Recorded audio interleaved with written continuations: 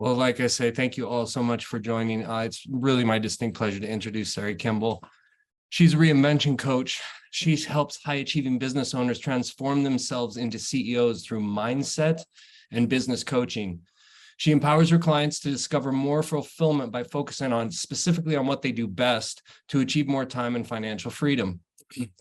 After she started her own business in 2015, she felt firsthand the burnout and overwhelming that came with entrepreneurship, and she sought a different way to success. With her extensive experience in food service, including Whole Foods Market, running multi-million-dollar businesses, Sari's guided hundreds of entrepreneurs to become CEOs in their own business. She's also the host of the Reinvent podcast, where she shares insight and strategies for sustainable business growth and personal fulfillment. Personally, I wish I had met Sari years ago when I was going through a reinvention of my own, but now that I've gotten to know her, I quickly hired her to be my own coach. I would encourage you all to reach out to her individually. She's helped tons. So without further ado, my friend, my colleague, Sari Kimbell. Thank you, Cade. Nice to see some faces I know from my network and action group. And a shout out to our host, Julie Novelli, who couldn't be on this call, but really grateful that she submitted me to be able to come and talk to you guys today. So it's a blast to be here. All right, we're going to get started. I'm ready. Hope you guys are too. All right, today we are talking about from chaos to closing. We're going to reinvent your time system for more sales. And whatever all of us say we want anyway, is to take more time off. I know I definitely want that. And I am starting to do that because of what I'm going to teach you today. I want this to be really relevant to you, and we are going to have time for coaching and questions at the end. You're welcome to put in comments in the chat, and I will actually be asking you guys to put some specific things in the chat as well. So it's always helpful for me to make sure you guys are engaged and see if you're paying attention. And it always helps us learn more and learn faster if we're also participating as well. So definitely have that chat up. And here we go. I always like to start all my coaching calls with taking a breath. So let's just all do that together. Let's just take a deep breath in.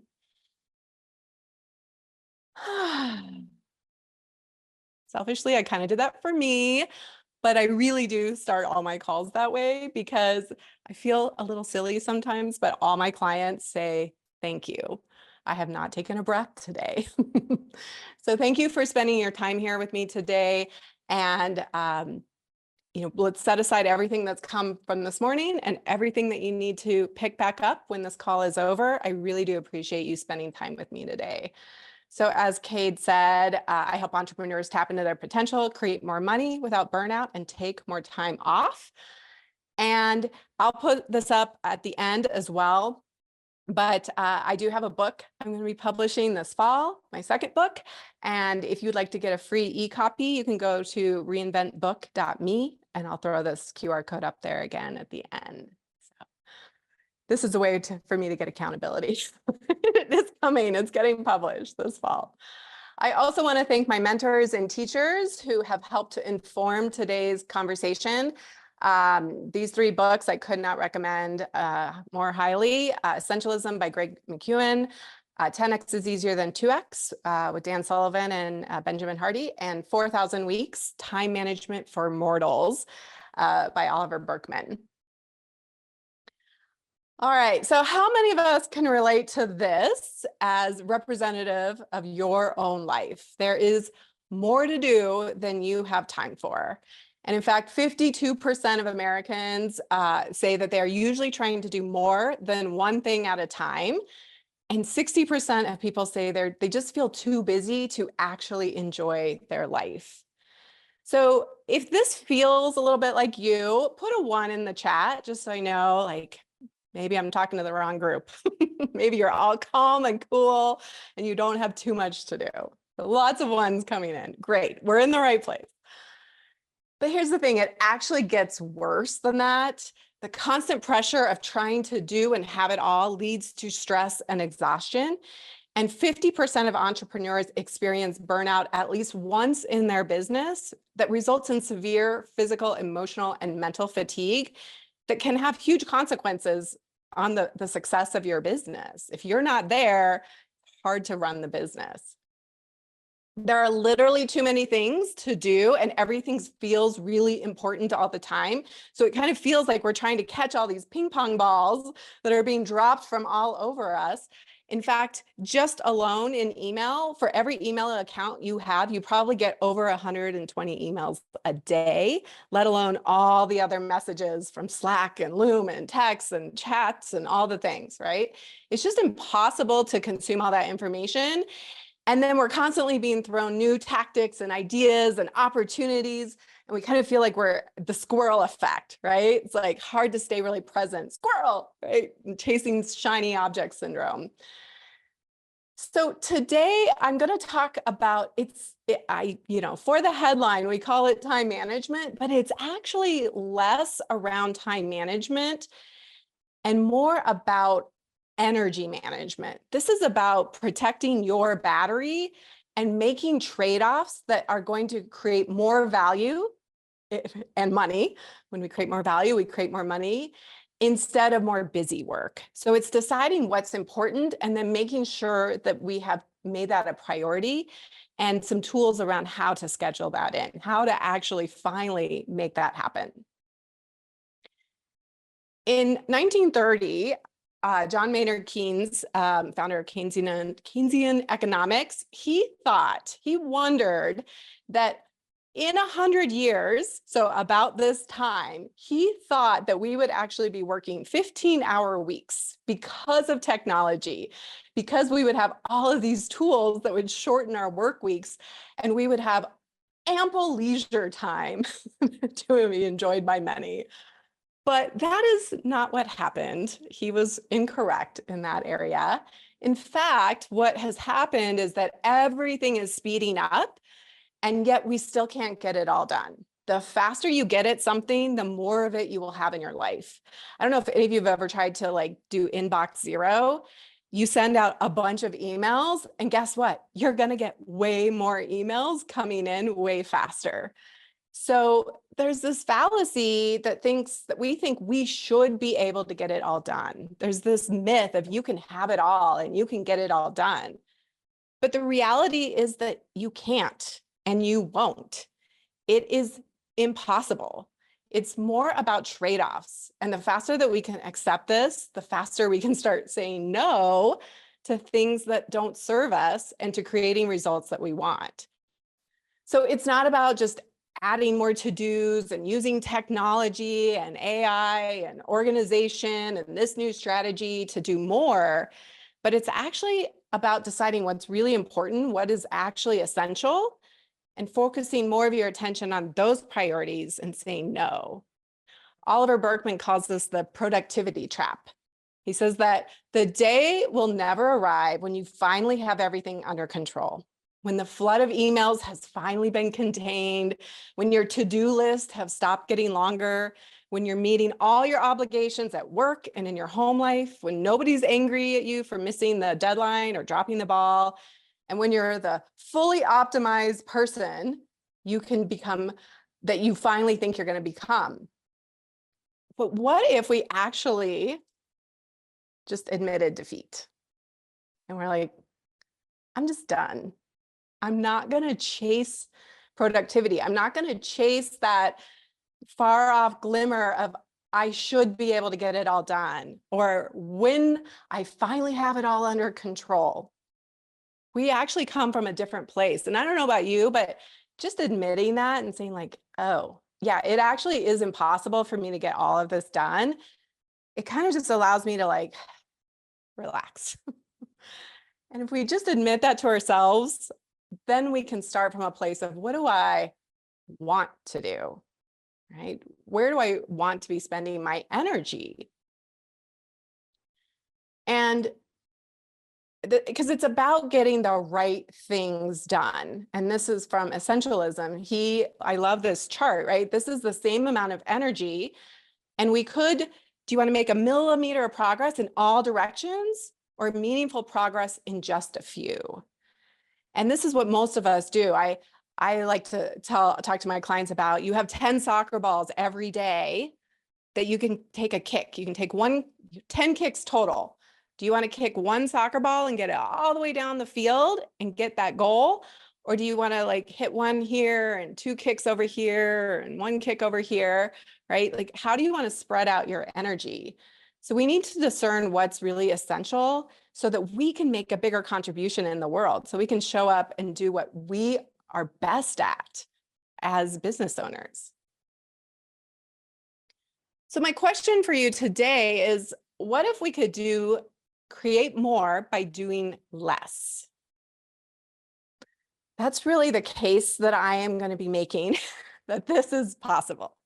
And I never thought this was possible. So if I can be living it and enjoying my life and my business, then I know it's possible for you too.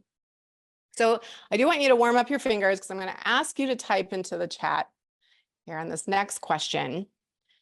If you had the time, if you had the bandwidth, if you know what you need to be doing, what should you do? What activity or activities should you be doing in your business to create more value and therefore money? And I don't love the word should, so I put it in quotes. I tell my clients, like, stop shoulding all over yourself. But imagine you had an extra hour, an extra 4 hours that just landed in your lap, and you had the money and you had the resources. What would you choose to do that would actually grow your business? So one person wrote ads, and I'd love for you guys to type into the chat. Phone calls, stop-ins, follow-ups.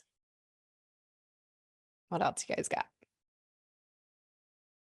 Meet with clients in person, thank you cards, networking in person more. Oh, now they're flying in. I can't even keep up. Social media marketing to attract new clients. More one-on-ones with referral partners. Yes, NIA. Connecting with contacts, cold calls, social media, revenue generating activities, marketing, follow-ups. Okay, there's a theme here for sure. But it's not that we don't know what we should do, right? We know what would actually help us grow our business. It's exactly what you guys just said, right? It's, do you need to go to more networking events, meet more people in person, maybe go and start your podcast or get on other people's podcasts, make that client call, write that book or that article or that post on social media, right? We know what we should be doing, and yet we don't. Because we're kind of buried under busy work, all the other things that consume us. And there is a brain science reason why this happens. But I love this quote. It comes from Robert Brault, and this image is in Be Your Future Self Now by Dr. Benjamin Hardy. But the quote says, "We are kept from our goals not by obstacles, but by a clear path to a lesser goal." And so think about all of the lesser goals that are easier to achieve, going out, doing the one-on-ones and the follow-ups and the social media and the things you should do to grow your business. If you knew, like, I want to grow my business by 10x, right? All the things that you should do, but we get distracted because there's clearer paths to lesser goals, most of which are the little things like, ooh, I just cleared out all the little red badges on my phone. I feel really productive right now. Yay me. Or I'm checking email. That feels really productive. We get a dopamine hit every time we clear something out. App companies, they pay a lot of money to keep us on their apps, right? They are geniuses at marketing, but it's actually distracting us. The little things are what's distracting us from going after the things that really matter in our business. But it makes sense, right? If I check my email, I'm like, yay, I feel so productive. But at the end of the day, has it really served me in the way that in the big picture? Probably not.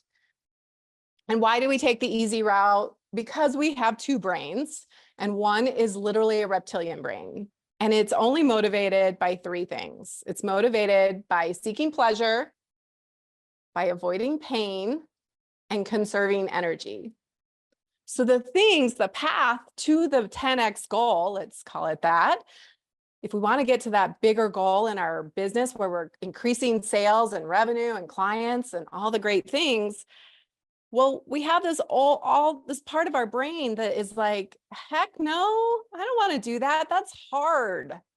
Let me just clear out the red badges on my phone. That seems really productive. I'm avoiding pain. It's there's a lot of instant gratification right there, and I'm conserving energy, right?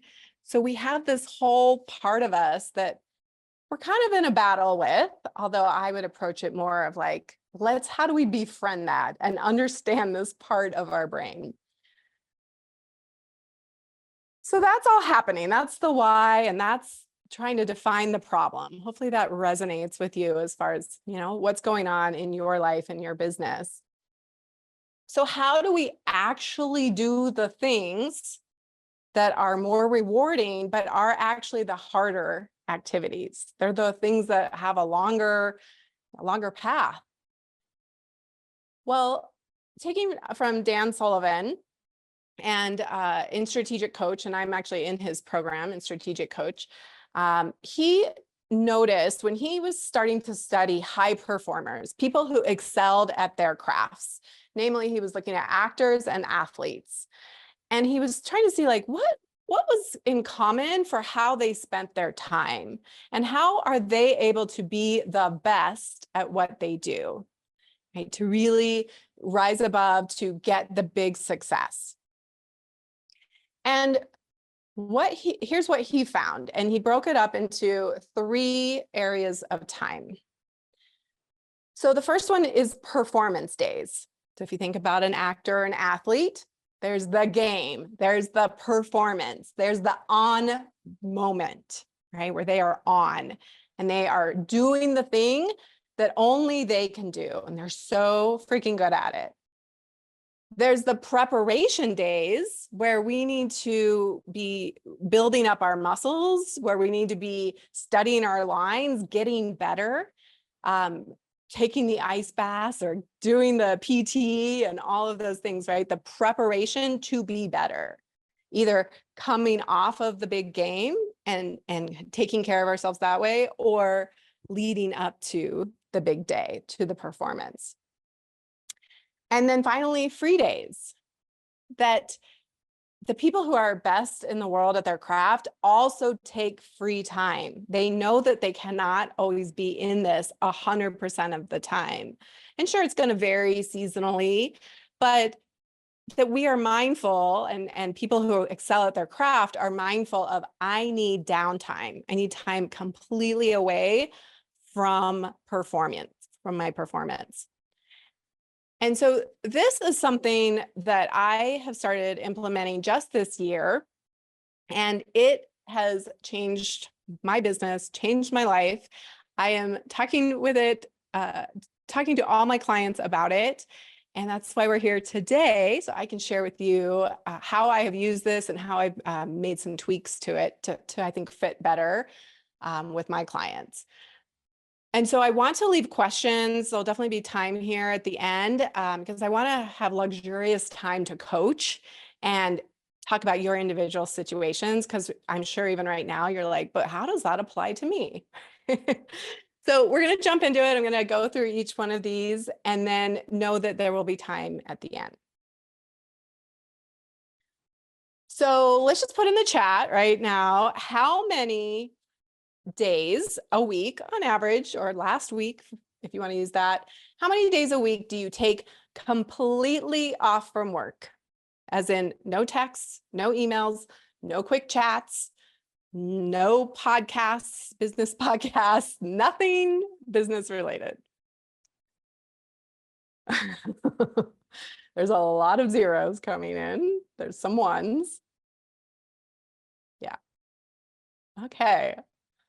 Couple of you, I'm seeing a couple twos, but it's mostly zeros and then some ones. All right. So I'm going to make a case for free days because as entrepreneurs, as business owners, as people steering the ship, right, being captain of our ships, we are terrible at this. Yeah, zero with a zero in the middle. All right, I love it. So let's just get into really quickly because I'm going to make a case for why we need to take more time off and not less. Time off stats. So according in 2023, Pew Research Center surveyed and did 46% of US workers who receive PTO take less time than they are offered. And this amounts to over 765 million unused vacation days. Now, those are for people who are getting paid time off. And you could argue, well, you know, entrepreneurs, maybe we don't get that, but nevertheless, that's a lot of unused vacation time. In 2022, the US work week on average was 1,811 hours a year. And this surpassed, we used to make fun of Japan for how many hours they used to work way back. But now the US has now surpassed that, or they surpassed it in the 1990s. And in 2022, Japan only worked 1,607 hours per year. Yes, US has the highest productivity per worker, but actually it's not the highest productivity per hour. So we're working more, but money-wise, it's actually less. So in France, which averages 1,511 hours a year, that's 300, exactly 300 less than the US.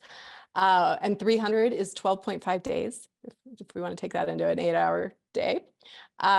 They produced $33.71 an hour in value compared to the US, which was almost $1 lower. So that's super interesting. It's very unique to Americans that we continue to increase our working hours, thinking that I'll be able to get it all done if I just work more. And in fact, numerous studies have shown that productivity turns sharply negative after we move beyond 40-hour work weeks. There was a big study around COVID time that followed large companies who were going to 4-day work weeks. And according to the before and after, 39% of employees were less stressed and 71% had reduced levels of burnout. So moving to a 4-day work week, still 40 hours. Companies' revenues barely changed during the test period, and they actually increased slightly, which I think is so fascinating. So people are working less, fewer days, and their revenue went up. And it gets worse.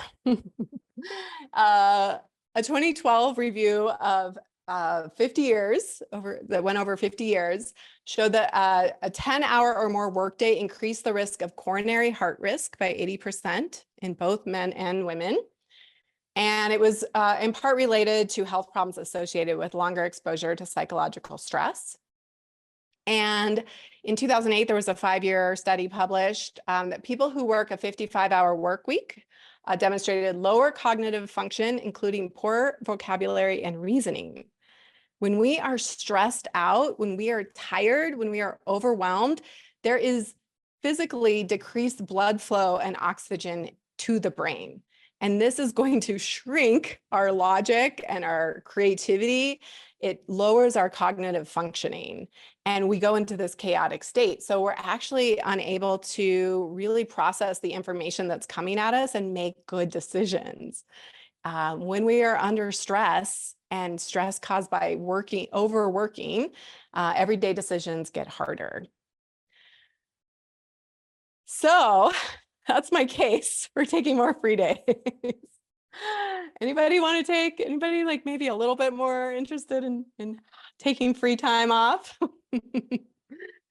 So I'm going to give you the rules for free days. Now, this is probably the hardest thing for both myself and for my clients.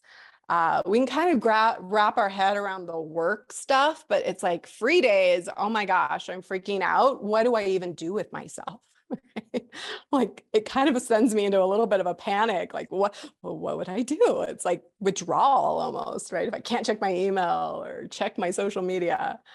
So here's the rules as per Dan Sullivan. So no business related thinking, reading, or activities.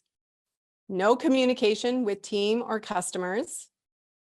You're going to put them on the calendar and honor them. And the honoring is the hardest part. I did map out all my free days at the beginning of the year, and I have not been 100%. I've been a lot better than I would have had I not done it, but I have not been 100%. It is hard to honor them. And so what I've been challenging myself and my clients with is sometimes maybe it's just going to be one a week, or maybe we just have to start with a half day, but we just start somewhere. And we're going to put vacations well in advance on the calendar and lock them in. We need to start thinking like a dentist. And some of you might be dentists here, but start thinking like a dentist. If you don't plan out your vacation well in advance, you're not getting one because people are planning, they're scheduling their appointments 6 months in advance. And so you have to constantly be ahead of it. And so you put those on your calendar and that's how you get time off. They're locked in. And the challenge to you, for many of us, we're getting 0 true free days where our brain is totally disconnecting from work, which is so important for creativity and problem solving and all of the good things that like being our best selves. But I would encourage you like 100 free days. I don't know, you might be thinking that's nothing, or you might be thinking that's a lot. But if you took weekends, that's 104, right? So if you actually took weekends, right, then it'd be 104 days. But what if you actually took 120? Or the goal being, what if you took 150 completely off free days? That's incredible. And yeah, the hardest part is not checking email or phone. It's so tempting. We're so addicted to these contraptions. Right? I know. So why don't we do it? Right? It's reported that only 14% of small business owners take a vacation every 2 to 3 years. Yikes. So why don't we actually take more time off, even though we know we should, even when you know all the benefits? It's because of how we've been taught. We're looking at it the wrong way. We're looking at it more from an employee mindset rather than an entrepreneur mindset. So let's look at how most people think about free time. So this is working, right? We're like going along. We're like, okay, I'm working. It's feeling okay. You know, it's climbing some stairs, but it's fine. It's okay. And then we're like, we just keep working. We're going at it. We're putting out lots of energy, constant increasing work, no breaks, no free days, until we either feel like we have earned free time, or we have a breaking point. How many of us are spending a lot of time trying to justify that we deserve a break? I have a number of clients that I have to remind them, you do not need to earn your vacation. You can take a vacation. You're an entrepreneur. Remember, that's why we got in this in the first place, to have time freedom. And yet we are in our brains, we're like, I must earn it. I must deserve it, or we're just going to totally lose it. Right? We're going to have a breaking point. Then you must take vacation. You're like, I mean, how many of us have said, I need a vacation. I have to have a vacation.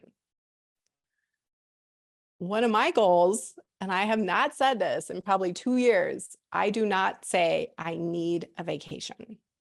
I don't ever want to say I need that. I say I get to take a vacation. That's so fun, but not because I need it. You know, or worse, right? There's many other things that can stress, and hospitals and things that come from overworking. So that's the way that we typically think about time off. And if you imagine us like a battery, we basically what you're doing is working until you absolutely cannot go on anymore and your battery is completely drained. And then you need time off. And then all a vacation is doing is like getting us to orange. It's just getting us to like barely functioning again. And then you get back to work and you're back on the same treadmill. And sometimes it's even harder. Have you guys ever, I know I've said this in the past, it's like, man, I need a vacation from my vacation. Or why did I even bother taking a vacation? Because now I come back and there's so much to do. Right now, we jump right back into overwork and now we need another vacation right away. So that's the typical way that we look at time off. But what if we're going to look at it in a different way? Plus, you know, I throw in a cute dog and everybody's going to all smile. Right? So let's look at it a different way. This is a more entrepreneurial way to look at it that actually flows with what the brain science says. So what if we actually fully disconnected using free time on purpose? We schedule it in, we have vacations, we're taking more time off than we need. Have you guys ever had this experience where you finally disconnect? Sometimes it takes like 3 days to finally disconnect from work. And then you're like, okay, I'm in a groove, right? And you come back and you have so much creativity. You're like, and this problem's so easy to solve and I'm so relaxed and this is easy. So we come off of this time off feeling refreshed, feeling rested because we've actually set aside work stuff for a little while. And then over time, right, there is decreasing creativity over time as we start to get away from the time off. But these two areas, right, being super creative, and Dan Sullivan calls this mechanical time, the second one, where we're still pretty high functioning, but you know, you're now getting some distance between the time off. But this is a period of high productivity.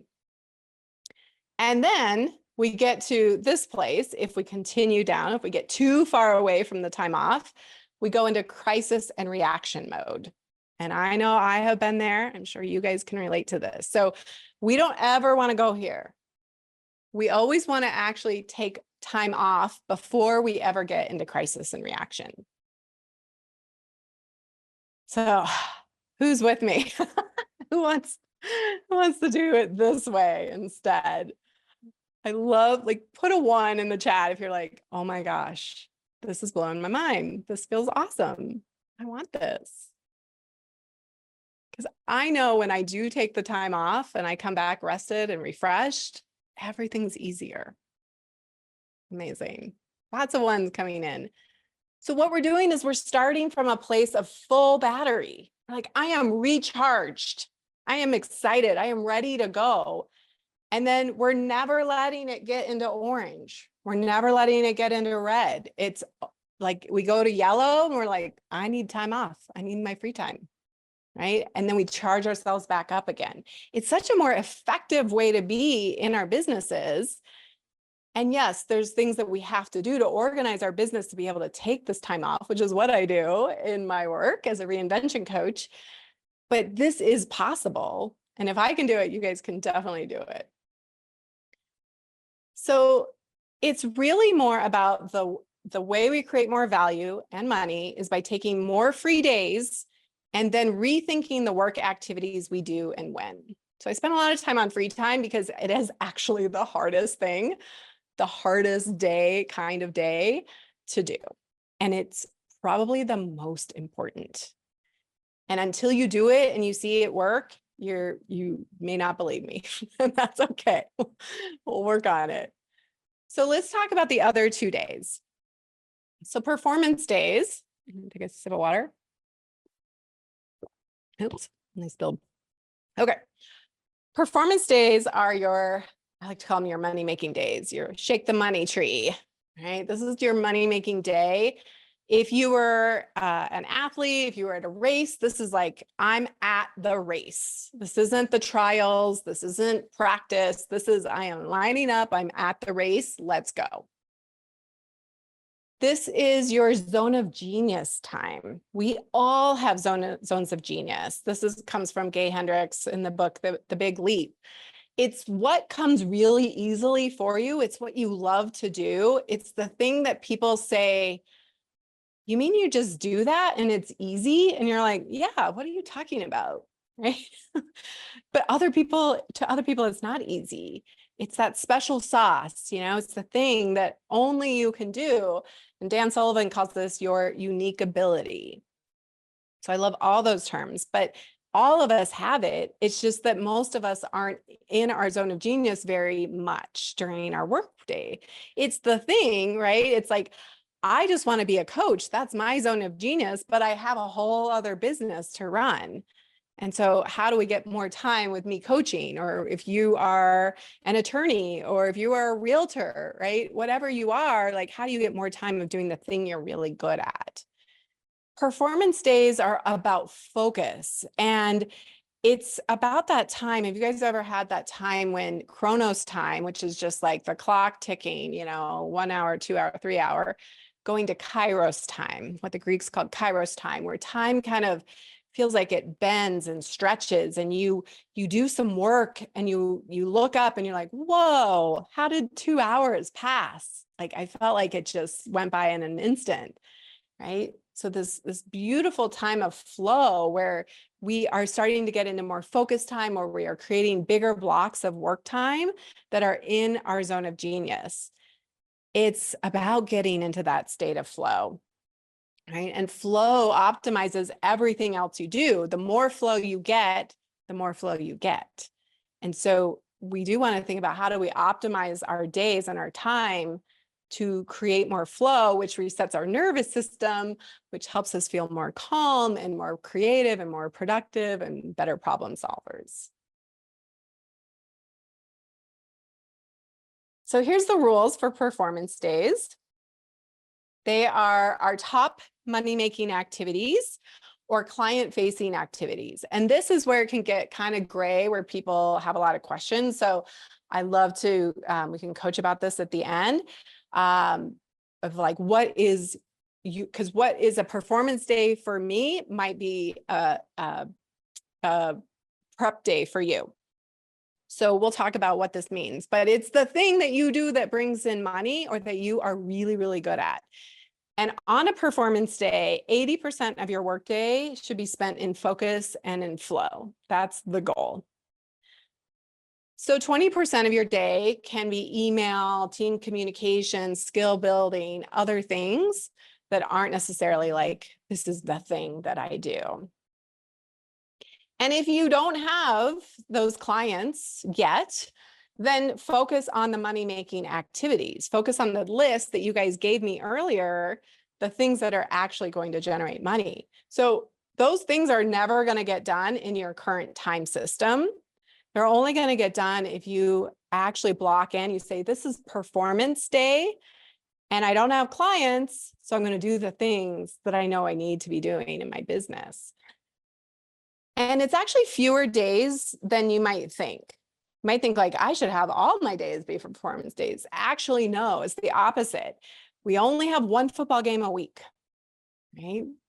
Like, they prep, 4 or 5 days, the other days, but then they only have one big game a week.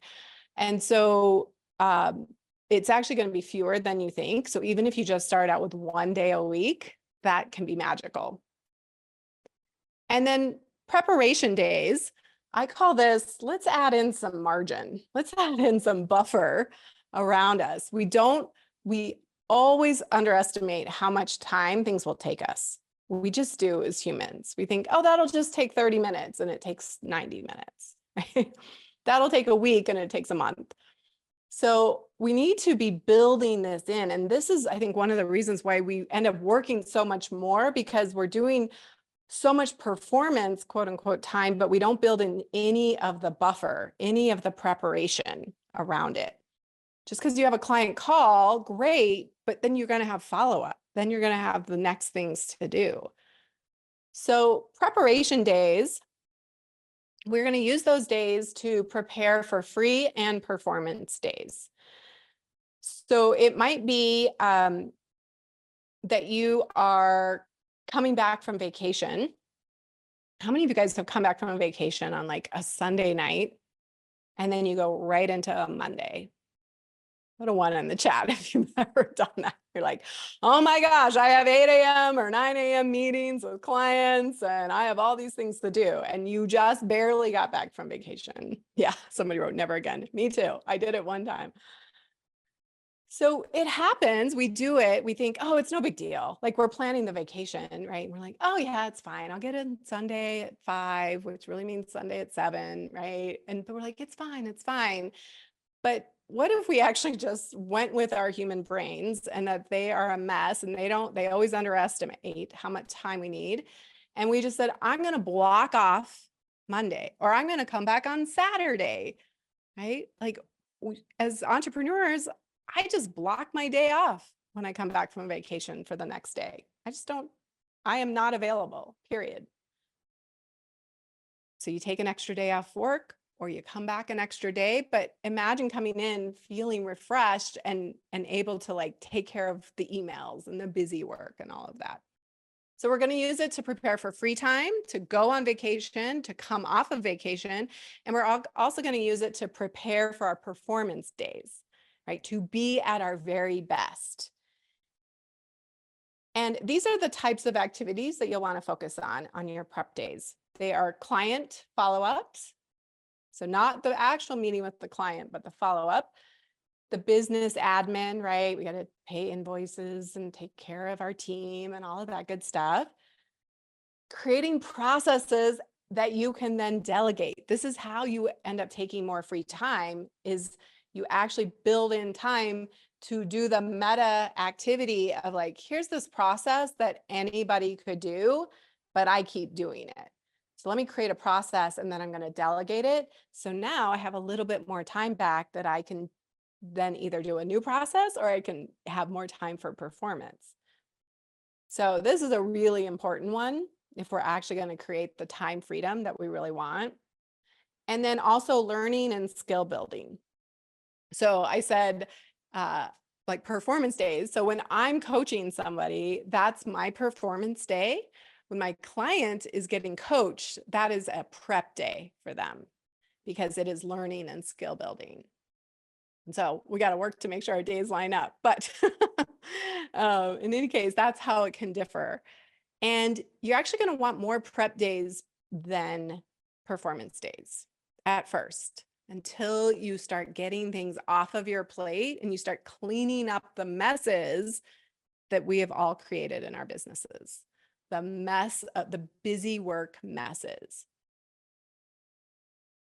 So this was my schedule before. I told you guys I started doing it this year. I think in maybe March is when I started. And I was all over the place, right? It's like a little prep, a little perform, a little prep, a little perform. Like it was like whiplash, right? And then, of course, Saturday and Sunday, it's like, it's my free day. I'm off, quote unquote. But actually, I'm still checking email. I'm still checking my membership group. I'm still, having a conversation with my team, whatever it is, right? There's lots of this conversation or lots of this busy stuff that is taking away. It's like, my brain's like, it's a free day. It's Saturday, but actually it's not really. I still have to think about work. And if I took a vacation at all, this is what it looked like, right? Me by the pool, by the beach, wherever, with a laptop. So not really a vacation. This is my current schedule. So generally speaking, Monday and Thursdays are my performance days, are my prep days. Tuesday and Wednesday are my performance days with a little bit of prep in there. I also coach on Friday mornings, and then I kind of do this prep. So like I said, I'm kind of at a half day on this. I do a little prep to prep for the weekend. And then I'll take one, I'm committed to taking at least one completely free day. And on Sunday, this last Sunday, I was trying so hard and I caught myself starting to check my email and I was like, nope. And I slammed the laptop down. Right? Just like, no, I'm not doing that. That's not what we're doing. My brain cannot go offline because the one email I check, then the next thing I know, it's going down. Next thing I know, it's 10 and then more, right? And then my brain's like, oh my gosh, and what about this? And da, da, da, da, right? We got to give ourselves, our brains time to rest. So I often will build in a little time, but one of the tricks that I found that has worked well is I plan it in advance. So like on Sunday, I might say, okay, I'm going to do a little bit of work, but I'm going to do this specific thing or these specific 3 things, whatever it is, you decide, and it's going to be from this time to this time, and that's it. It's not the casually, mindlessly checking email the whole day. It's everything's off except from 2 to 3, I'm going to do these things. And I set a timer, and when that goes off at 3 o'clock, I'm done. And that has allowed me so much more like brain space, right? Just, you can even just see it in here. It's like, okay, there's space to breathe. So this was me just in April. So not that long after implementing this. And I took 12 days of free time. And I only worked 3 hours on one day, on day 5. And I don't even have that many photos because I literally left my phone at the hotel almost all the time. So I did it. I am confirmation that this works. I set my team up, I did the prep, and coming back was a breeze. Everybody's like, you must be so stressed. And I was like, no, I'm good. It's been easy. I set myself up. So this works because what I have found is I know which hat I'm wearing. There's less decision fatigue and less whiplash. It's like this whole day is not client facing. I don't show up in pajamas, but I could if I wanted to, because I'm not seeing clients. It's a different mindset and a different skill set that I bring when I got to work the admin and the social media and record the podcast and do all the things, right? Versus my coaching day where I show up and I'm like, let's go. I got 6 coaching calls today and I am on fire. And I'll just leave as we wrap up here that remember that you are the asset in your business. This comes from Greg McKeown's book in Essentialism. He talks about you are the asset and you don't have a business if we don't have you, right? Tom Brady, I guess he's not playing anymore. Taylor Swift is the asset in her business, right? The quarterback is the asset in his business, in his life. And we need to think about ourselves in the same way. We need to be protecting the asset, the things that make us us, that are unique to us, and the contribution that we want to make in the world. And yet we allow all this seepage of all this busy work and things that we should not be doing. We should be saying no to. So if you changed your mindset to be like, I'm not the one that says yes to everyone and does everything that nobody else wants to do. I am the asset in my business. And how do I treat myself accordingly? How do I set up my business to show up that way? So given that there is more time to do, or more to do than time, what is essential? What is it that we really want to do that is going to be that larger 10x goal? And we're going to say no to the path that's easier. So you gave me a really nice list up above, right, of all the things you quote unquote should be doing. What value do you want to focus on to create more sales, revenue, and clients, right? Going and doing that networking more, social media, thank you cards, phone calls, stop-ins, follow-ups, ads, connecting with your contacts, doing an email update.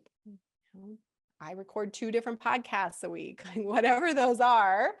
Those things that are going to move your business forward, those are the things that we want to prioritize and make sure we build in performance days for those. Because that's where we bring in the money. That's where the sales come in, right? And so we need to prioritize and preserve our batteries. And going back to that energy management system, or what Dan Sullivan calls the entrepreneurial time system. So that's what I've just taught you today, is the entrepreneurial time system with some modifications based on my own usage. And so I always like to see, and I'd love for you to type in the chat, what's one tiny action? What's the minimum next step? The next thing you could do to get this started? And I'll offer that I have a great little worksheet that if that would be helpful for you, just send me a quick email and I will shoot that back to you. You're not getting, I don't even have an email list. So don't worry, you won't be getting a million emails from me. I keep my business really, really simple. So, but I'd love to send you that worksheet if you'd like that.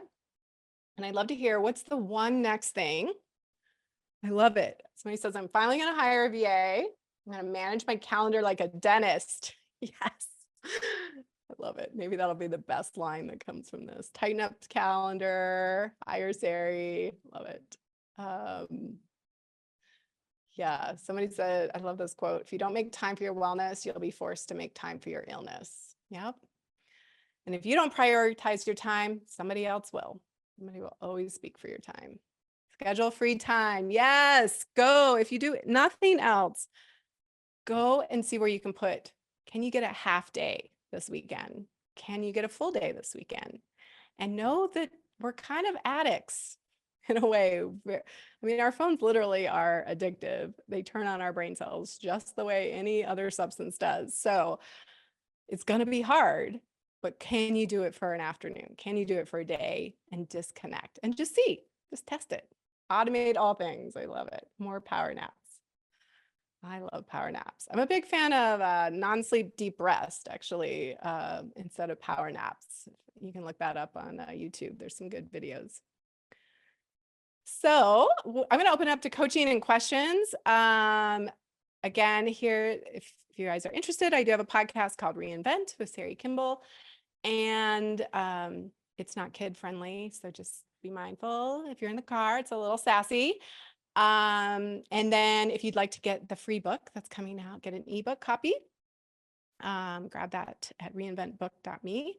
And then there is my information. I love it. Somebody's going to take, starting Fridays, they're going to start taking half days off. Yes, I love that. Okay. Sari, Yes. thank you for leading this today. There was a question in the chat. I'm not sure if you got to it yet. It's from John. I did not. I saw it. All right. So it's, how do you suggest to take time off when your spouse has a 9 to 5, Monday through Friday job with paid time off, vacation days, sick days? You can't just take time like when you can. That's my challenge. I take time as I want, but some trips I need to say no to because she can take time off from the job. I mean, I'm guessing because she can't take the time off. Yeah.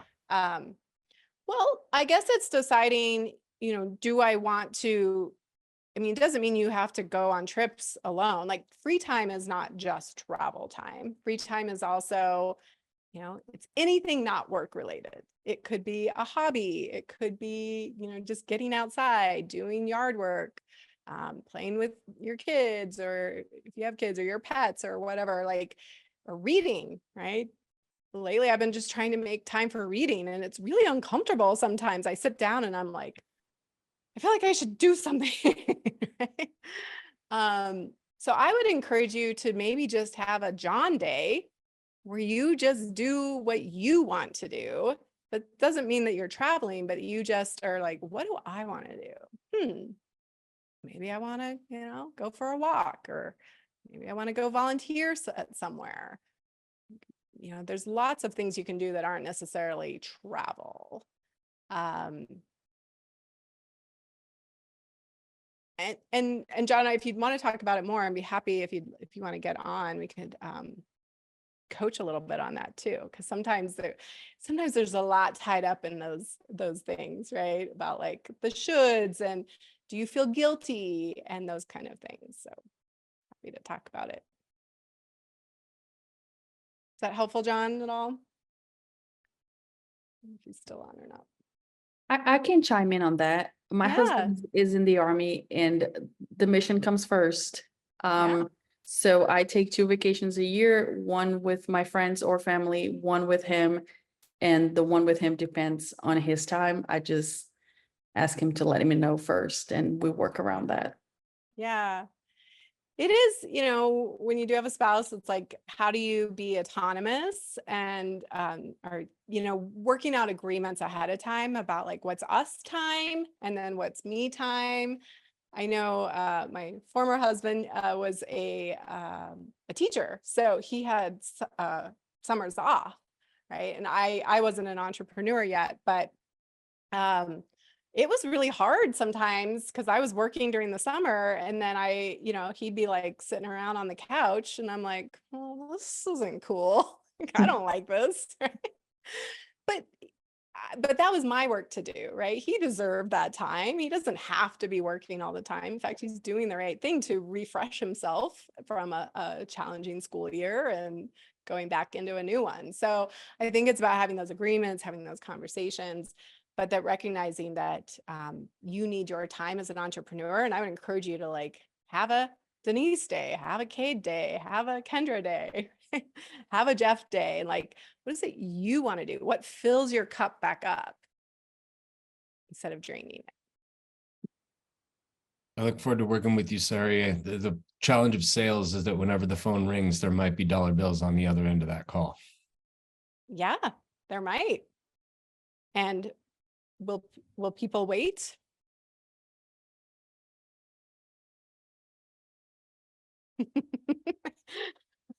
You don't want to answer? Typically, no. Is that true though? Like that's an assumption to be challenged. I mean, an auto dealership isn't open every day of the week. True. You I wait. think it's just a challenge of sales. And that's what I look forward to working on with you. Yeah. Setting those boundaries. Yes. Thanks for this. This was great. You're so welcome. Love it. Anybody else? Questions? I'd say sometimes, I get off of work and it's like, okay, you're done working here, and then you enter the household, and then like everyone in the household who also relies on you is throwing tasks your way. So sometimes you really just need to announce, y'all, I ain't doing anything right now. I'm gonna sit on my behind and I'm gonna watch some TV, That's fair. Something I heard when I was at Strategic Coach a couple back in March, she said, and I thought this made a lot of sense, that if you think about, let's say grocery shopping, we all probably grocery shop to some extent, and many of us might put grocery shopping on a Saturday, for instance, right? That's our free day. Let's put grocery shopping on there. But what if instead, maybe we automate it through, Instacart or DoorDash or something like that. That could be an option to get that task off your plate for Saturday to create more free time. Or like, what if you had a prep day on, let's just say a prep day on Thursday, and you're like, I have been busting my butt and like super productive. And what if I just knocked out the grocery shopping now? Like I'm already in work mode. I'm already in like go get it mode. I'm not in my client facing day. So what if I just tack that on? And yeah, okay, I might have a little less TV time or, whatever time when I get home. But now I've hooked up, and this is something I use with my clients a lot. I've hooked up my future self. And now my Saturday self is going to be like, thank you. Thank you so much for doing the grocery shopping on Thursday and letting us giving us more space. Sometimes we can think about those activities that maybe we do on the weekends. I'm not saying that your weekends, your free days are like, you're not doing anything, right? You still have families, you still have homes to care for, you still have relationships, like all of that should be part of your free time, because free time just really means it's not work time. So being clear that free time is not like I do nothing time. For always and always, right? The entire day. That's not it at all. But sometimes it has to be. Sometimes.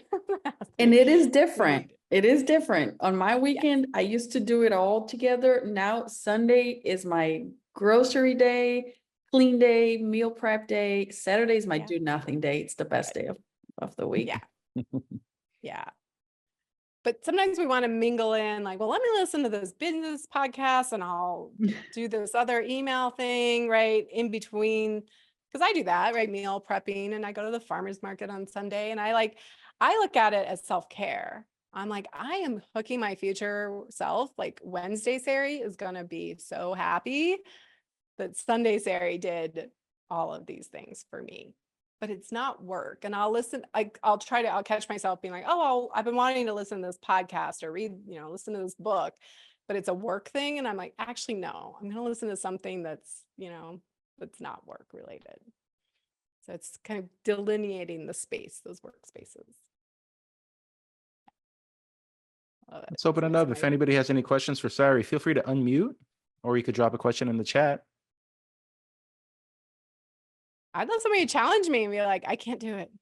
Let's go. Or if you have questions about what is my performance, what for me, for you, your specific situation, because I think that's where the most questions come up is what do I put in the performance day versus the prep day?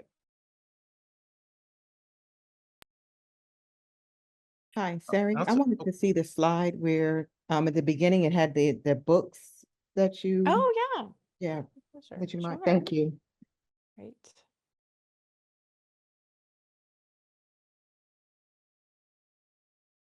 Yeah. Yes. So a lot of the coaching that I do, I call it, reinvention coaching, but it's really about like, how do we set a 10x goal and then work backwards? So love 10x is easier than 2x. And then essentialism and 4,000 weeks are, they're kind of similar, but they're both dealing with this idea of we have a limited amount of time, a limited amount of bandwidth in our lives. On average, have about 4,000 weeks to live, each one of us. And so how do we want, given that we will never get it all done, how do we want to spend our time? So how to say no, uncommit. Yeah, great, really great books. Highly recommend.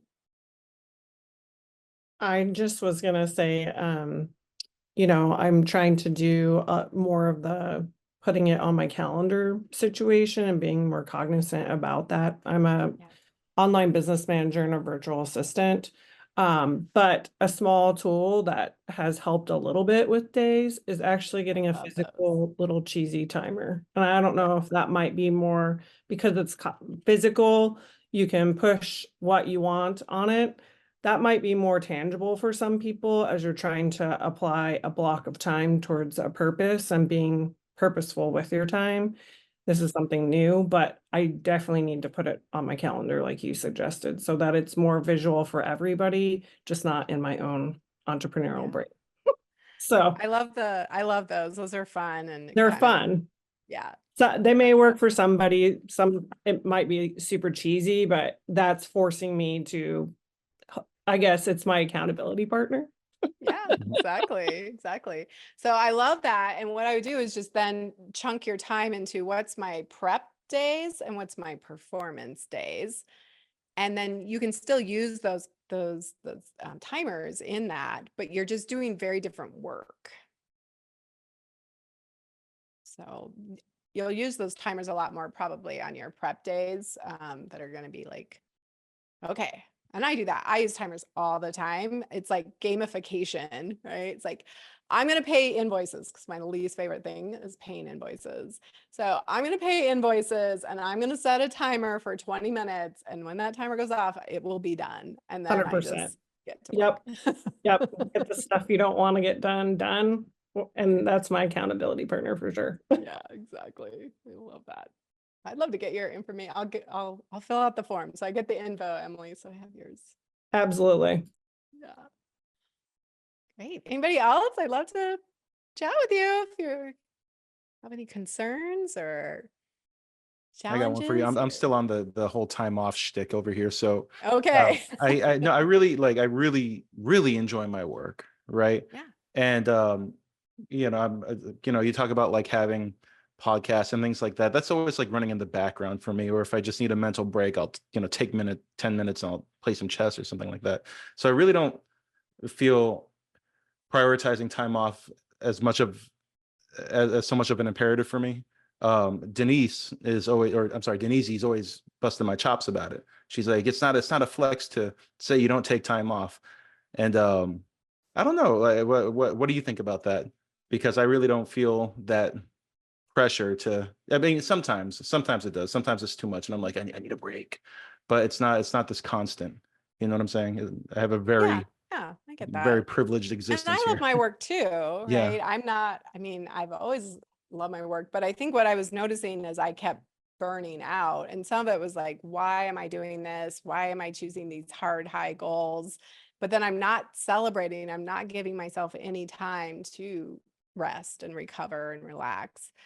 I also encourage my clients to look at their lives in terms of seasons, not the literal seasons, but like seasons of their business. So for instance, like my realtor clients, like we looked at their season, their busy season where they're like, it's gonna be on, right? Mhm. And we said, okay, so let's make a decision ahead of time. From April to June, we are not, I said, do you want to work 6 days a week? Do you want to work 7 days a week?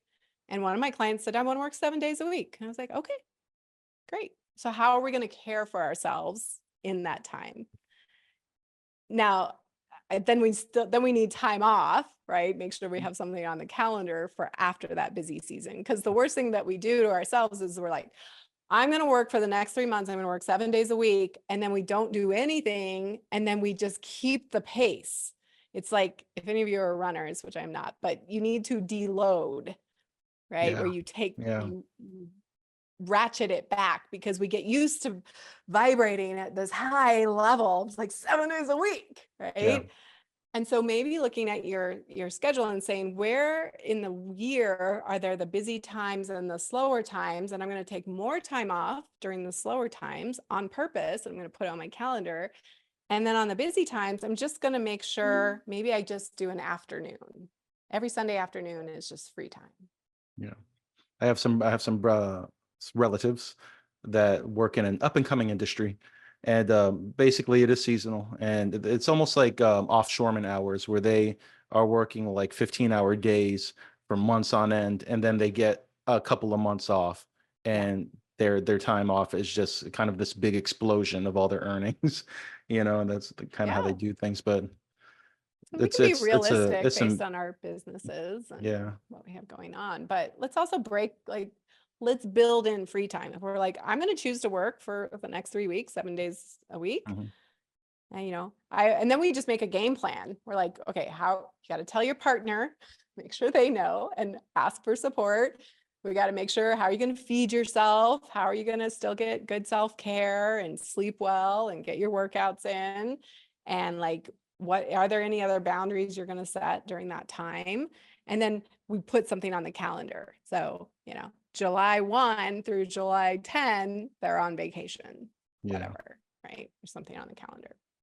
Do you put anything in your contract when you take on a client, such as, like you're gonna have, when you're a 9 to 5er, potentially you're gonna get government issued holidays, paid time off, right? Yeah. Do you put any of that in your contract that you're gonna take Christmas Oh. off or whatever, maybe not necessarily all those obvious days, but like Mhm. say for instance, maybe your birthday or anything. Do you put any of that in your like coaching contracts that say, I don't they're my personally, defined?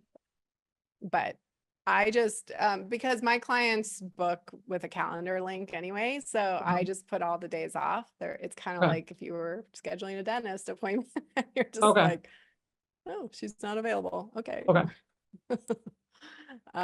But yeah, you certainly could if that made sense. If I had regular every Tuesday, I met with somebody and let them know ahead of time.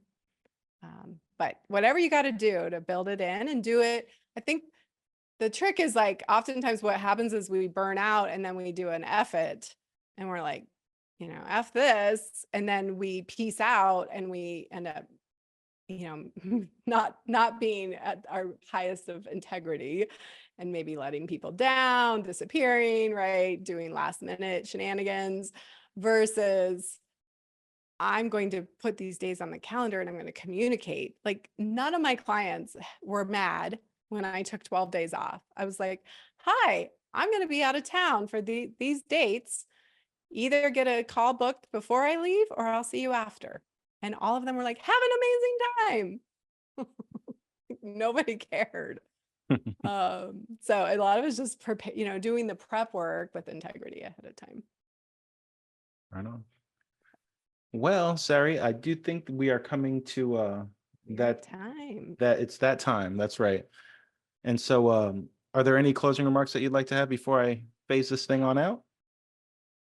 No, I just thank you again for the opportunity. It's been a pleasure. I have, really enjoyed. I joined NIA about 1.5 years ago, and really grateful to have found this organization. And so grateful to be here with all of you. And please reach out if I can be of service to any of you. Really appreciate All right. it. And it has been really wonderful. Thank you for being here. We hope to have you again.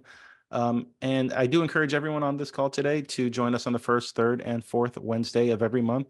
Next Wednesday, we are going to have Anna Viha McLean, the topic being social networking, connecting real world people to your social media marketing. So make sure you come here and check that out. And on the first Wednesday of the month, we are going to have our Network with the Nations. So we look forward to having you. And Sari, once again, thank you so much for being here. Do look forward to the replay. And I hope all of you have a great rest of your week. Take care now. Bye-bye then.